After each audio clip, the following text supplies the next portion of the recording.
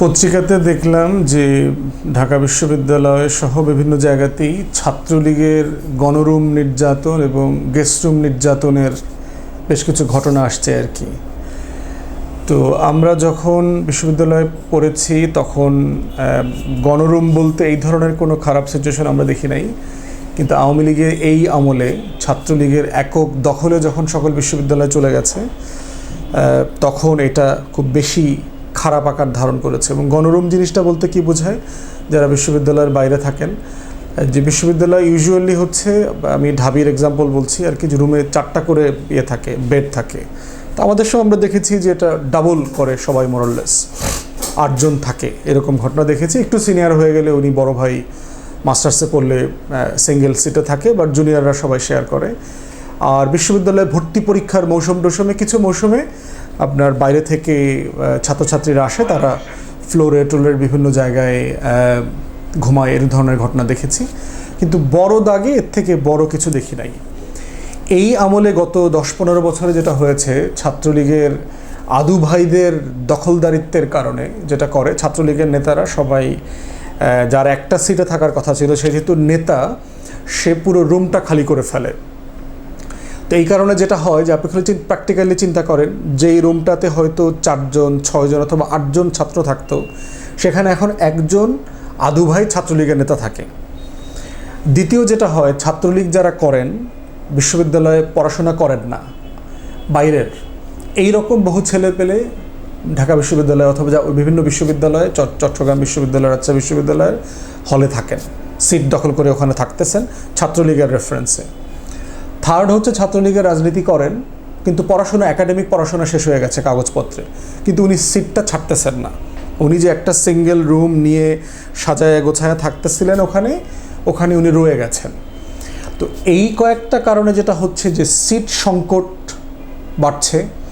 আবার বিশ্ববিদ্যালয় কর্তৃপক্ষ মানে কোনো হিসাব নিকাশ ছাড়া ডিপার্টমেন্ট বাড়িয়েছে এবং ছাত্র সংখ্যা বাড়িয়েছে।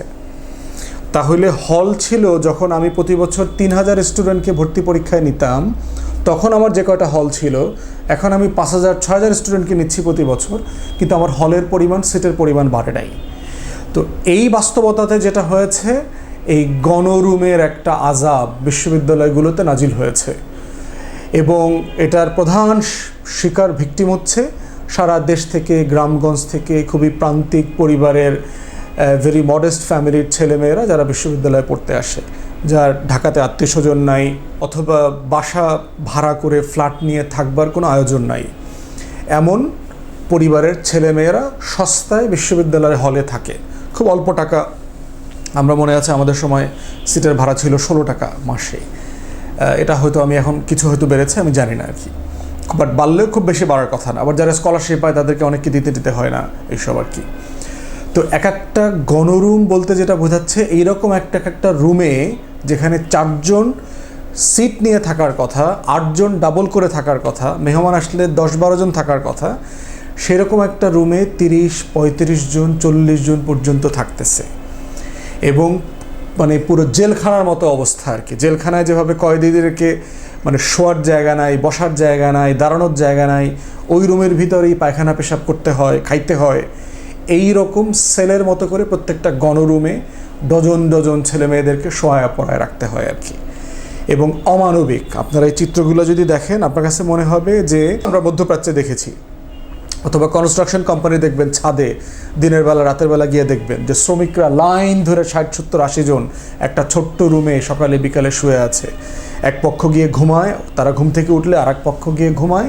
এই ধরনের অমানবিক পরিস্থিতিতে গণরুমে তারা শুয়ে বসে আছে, যেটা যে কোনো আইনে, বাংলাদেশের প্রচলিত পেনাল কোডেও এটা শারীরিক মানসিক নির্যাতনের মধ্যে পড়ে। এবং এটার জন্য বিশ্ববিদ্যালয় কর্তৃপক্ষ যেমন দায়ী, বিশ্ববিদ্যালয়ের প্রশাসন দায়ী, ঠিক একইভাবে ছাত্রলীগের যে দখলদারিত্বের কারণে ছাত্রলীগের নেতা কর্মীরাও এটার জন্য দায়ী হলের।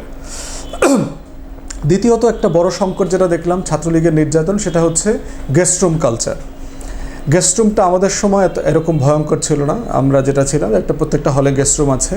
বিশেষ করে বাবা মারা যখন আসেন, অভিভাবকরা যখন গ্রাম থেকে আসেন, অথবা মেয়েরা যারা দেখা করতে চায় অন্যান্য হলের, তখন গেস্ট রুমে এসে বসলে ওই যারা কর্মচারী থাকেন, পিয়নরা থাকেন, তাদেরকে বললে 406 অমুক ভাইকে ডাইকা দেন, 309 অমুক ভাইকে ডাইকা দেন, রুম নাম্বারের বললে পরিচয় দিলে পরে ওনাদেরকে ডেকে আনে একজন মেহমানদের বসার জন্য আর কি। এই গেস্ট রুমগুলো এখন যেটা হয়েছে, স্টুডেন্টদেরকে ডেকে এনে মাতব্বরি করা, শয়তানি বদমাইশি করার একটা জায়গা তৈরি করেছে ছাত্রলীগের ছেলেরা। এবং বিভিন্ন সময় এই গেস্ট রুমের নির্যাতনের প্রেক্ষিতে অনেক ছাত্রদেরকে হত্যা পর্যন্ত করেছে, পিটায়ে হাত পাও ভেঙে দিয়েছে। এরপরে আবার শিবির বলে, ছাত্রদল বলে, হিজবুত তাহরির বলে পুলিশের কাছে দিয়ে আসছে। মানে কতটা অমানবিক চিন্তা করেন যে একটা ক্রিমিনাল অন্য সাধারণ নিরপরাধ ছাত্রছাত্রীদের উপর নির্যাতন করে হাত পাও ভেঙে দিয়ে অথবা খুন করে সেই লোকগুলোকে আবার একটা পুলিশের কাছে দিয়ে আসে শাহবাগে। পুলিশ আবার একটা মিথ্যা মামলা দিয়ে অথবা অজ্ঞাতনামাজে থাকে, ওখানে আবার এই ছেলেপেলেগুলোকে ধরায় দেয়। বোমা মারছে, বিশৃঙ্খলা তৈরি করছে, পুলিশি কাজে বাধা, এগুলো তখন আবার দিয়ে এই ছেলেপেলেগুলোকে জেলে পাঠায় দেয় পরের দিন।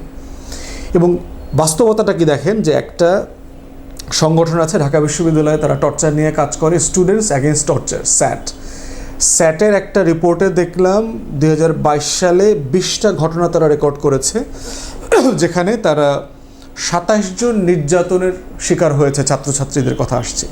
কারণগুলো দেখেন কি মজার মজার কারণ। নির্ধারিত সময়ে গেস্ট রুমে অনুপস্থিত না হওয়া।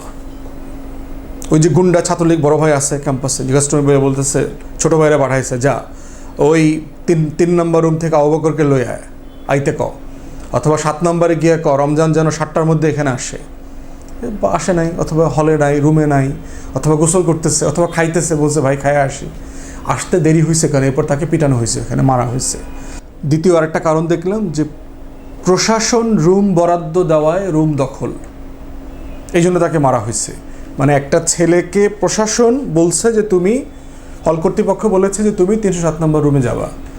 307 নম্বর রুমে গিয়ে যে সিটটা তার জন্য অ্যালট করা হয়েছে, সেই সিটে ছাত্রলীগের এক ছেলে আছে, অথবা ছাত্রলীগের রেফারেন্সে অন্য কাউকে উঠানো হয়েছে। তাকে যখন গিয়ে বলছে যে ভাই এটা তো আমার সিট, আমাকে হল কর্তৃপক্ষ দিছে, তখন তাকে আবার পিটানো হয়েছে। এরপরে দেখুন যে বইয়ের ভিতরে যারা নতুন ছাত্রছাত্রী হয়েছে তাদের ভিতরে ইসলামিক বই পাওয়া গেছে, কোরআন শরীফ পাওয়া গেছে, হাদিসের বই পাওয়া গেছে, তারপরে বাম রাজনীতি করে মার্কসের বই পাইছে। এইগুলোর কারণে ওদেরকে পিটানো হয়েছে। জঙ্গি তকমা দিয়েছে যাদের মধ্যে ইসলামিক বই পাইছে। মুসলমানের দেশ, ওই হলগুলোর শতভাগ স্টুডেন্ট মুসলমান, তার মানে বইয়ের ভিতরে কোরআন শরীফ পাওয়া গেছে কেন, হাদিসের বই পাওয়া গেছে কেন, ইসলামিক লিটারেচার পাওয়া গেছে কেন, এগুলো জঙ্গি পুস্তক বানানো হয়েছে, বানায়া পিটায়া পুলিশের কাছে দেওয়া হয়েছে। বড় ভাই হেঁটে যাইতেছে, তার মুঠোফোনের সাথে মানে মোবাইলে কথা বলছে, বড় ভাইয়ের সাথে ব্যাগের ধাক্কা লাগছে, এই জন্য তাকে মারা হয়েছে। এরপরে দেখেন আরও মজার মজার কি কারণ আসছে। ভদ্রতা শেখানো, গেস্ট রুমে জুনিয়রদেরকে ডেকে এনে ভদ্রতা শেখাইতে হয়। ভদ্রতা কী জিনিস? ছাত্রলীগের গুন্ডা পান্ডা নেতা যেগুলো আছে, এই সব বদমাইশদেরকে দেখলে কিভাবে সালাম বলতে হবে, কত দূর থেকে বলতে হবে, হাত তুলে বলতে হবে, সালাম দেওয়ার আগে পরে কিভাবে সোজা হয়ে একদম ভদ্রভাবে দাঁড়ায় থাকতে হবে, এই ম্যানার্সগুলো ছাত্রলীগ ওখানে শেখায় ওই গেস্ট রুমে নিয়ে। তো তারপরে হচ্ছে যে ছাত্রলীগের নেতা হেঁটে গেছে, কিন্তু ওই ছেলেটা হয়তো অন্য এক ভাইয়ের সাথে কথা বলছে, তাকে দেখে নাই কেন? এরপরে হচ্ছে যে রাজনৈতিক প্রোগ্রামে জোর করে মিছিলে নিয়ে গেছে, তো মিছিল শেষ, তো বলতেছে যে আমি এখন চলে যাব, তো চলে যাইতে চাইছে কেন? অথবা বাদাম খাইতে চাইছে, যে ভাই মিছিলে আসলাম কটা বাদাম খাওয়ান, বাদাম খাইতে চাইছে কেন? এই জন্য মাইট দেওয়া হয়েছে। তারপরে হচ্ছে ছাত্রলীগের নেতাদের নাম মুখস্থ না থাকা, না চেনা, র্যান্ডম হলের পোলাপানকে ডাইকা এই বড় ভাইয়ের চিনো কিনা, তো বড় ভাইয়ের চিনে নাই, ফার্স্ট ইয়ারে নতুন উঠছে, হলে নতুন উঠছে। বদমাইশ কারা কারা, গুন্ডাদেরকে এখনও চিনে উঠতে পারে নাই, ডিপজল কারা কারা, খলনায়ক কারা কারা, তো এই ডিপজলদেরকে চিনলো না কেন? এই জন্য ধরে মাইট দেওয়া হয়েছে। তো এরপরে দেখেন যে আরও মজার সেটা হইল যে ঘটনা আছে যে মেয়ে বান্ধবী আসছে, তো মেয়ে বান্ধবীকে ছাত্রলীগের নেতার সাথে পরিচয় করায় দিল না কেন? তো এই ধরনের যে পুরো ফাত্রামি একটা কালচার গেস্টরুমের নামে শুরু করেছে, নির্যাতন, পিটানো, পাটানো, বুয়েটের ছেলেমেয়েরা কি এমনি আন্দোলন করতেছে বুঝতেছেন?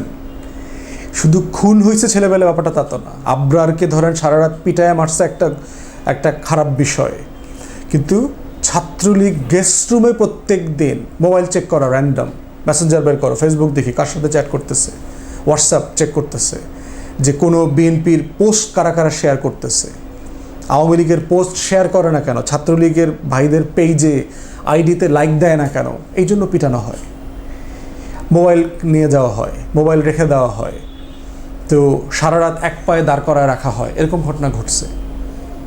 মানে আশ্চর্য হবেন যে ছাত্রলীগের দখলদারিত্বে প্রত্যেকটা ক্যাম্পাস কিভাবে একটা ভয়ঙ্কর থাকার জায়গায় পরিণত হয়েছে, এবং আমাদের ইয়াং ছেলে মেয়ে যারা আছে তারা কি পরিমাণ নির্যাতিত প্রত্যেক দিন।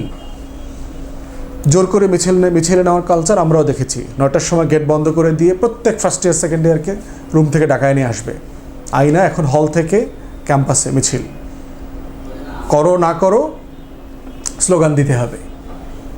এই হচ্ছে বাংলাদেশে ছাত্রলীগের অন্যান্য ছাত্র সংগঠন যারা থাকে মোরাললেস তারাও এগুলো করে, কিন্তু এটা এই আমলে, ছাত্রলীগের আমলে এটা অসহনীয় পর্যায়ে চলে গেছে। নির্যাতন, গেস্টরুম নির্যাতন, গণরুম নির্যাতন, প্রত্যেক দিনকার যে শারীরিক মানসিক ট্রমা, প্রত্যেকটা ছেলে মেয়েকে চিন্তা করা লাগে।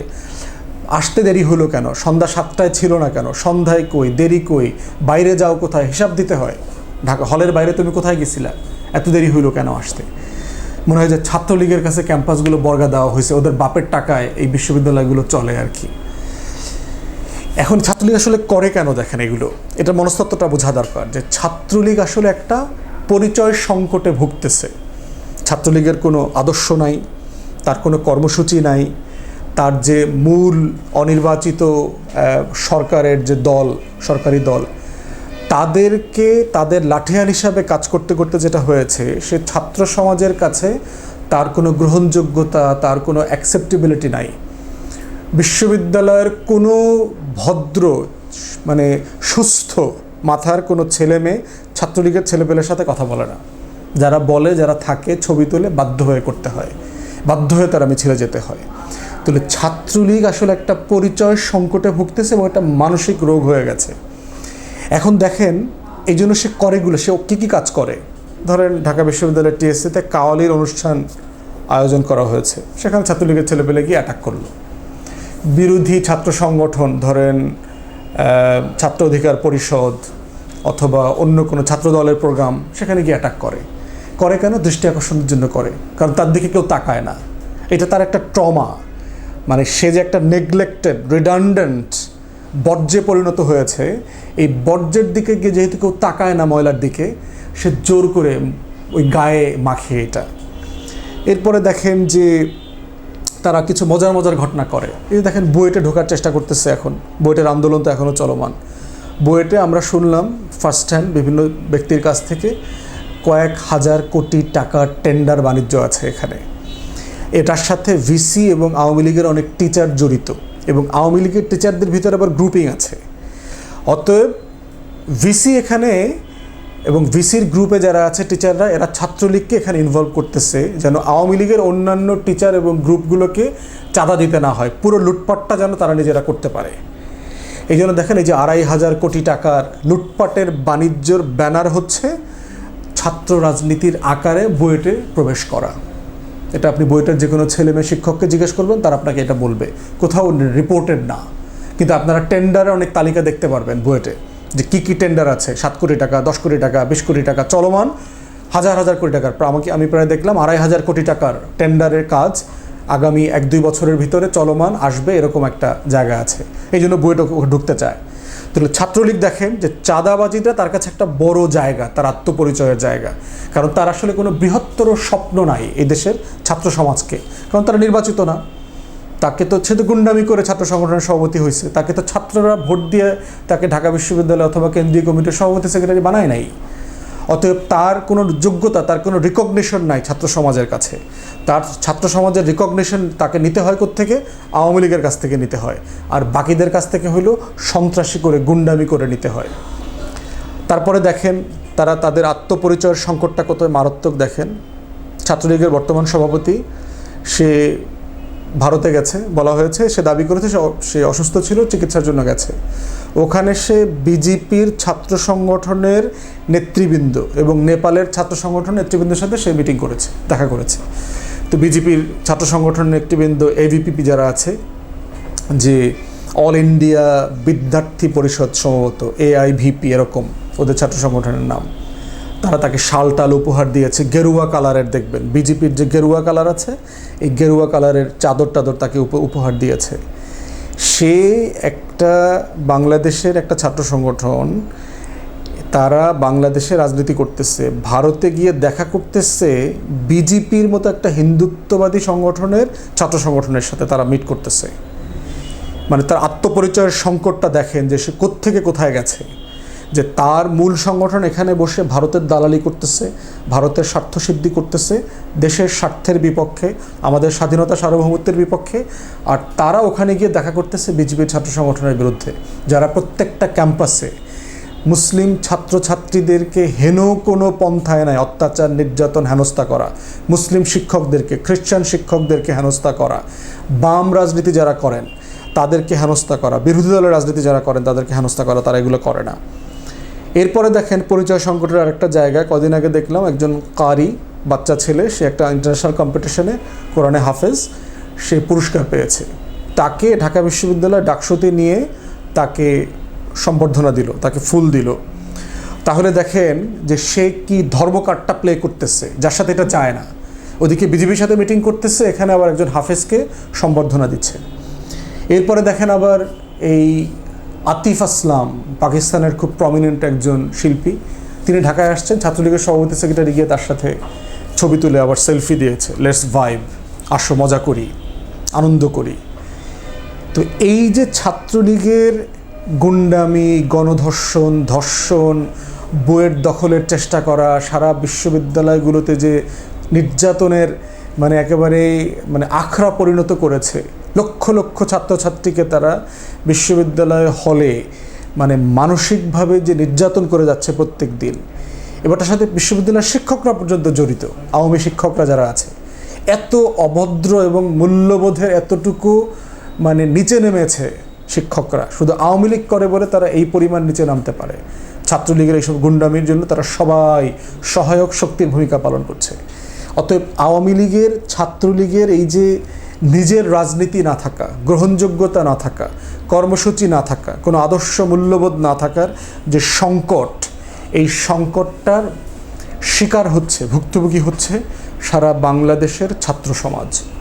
সমাধান হচ্ছে ছাত্র সমাজকে এই মূর্খতার যে দাসত্ব, এই যে শৃঙ্খল, সেখান থেকে ভাই বের হয়ে আসতে হবে। বুয়েটের শতসীমাবদ্ধতা আছে, কিন্তু বুয়েটের ছেলেমেয়েদেরকে এই জায়গাটাতে প্রশংসা করতে হবে যে কালেকটিভলি তারা পরীক্ষা দিচ্ছে না, কালেকটিভলি ক্লাস বর্জন করছে, কালেকটিভলি সিদ্ধান্ত নিয়ে শিক্ষকদের কথা মানছে না, কারণ সে একটা যৌক্তিক জায়গাতে এই আন্দোলনটা করছে। ঢাকা বিশ্ববিদ্যালয় এটা করতে পারে নাই, ব্যর্থ হয়েছে, দুঃখজনকভাবে ব্যর্থ হয়েছে।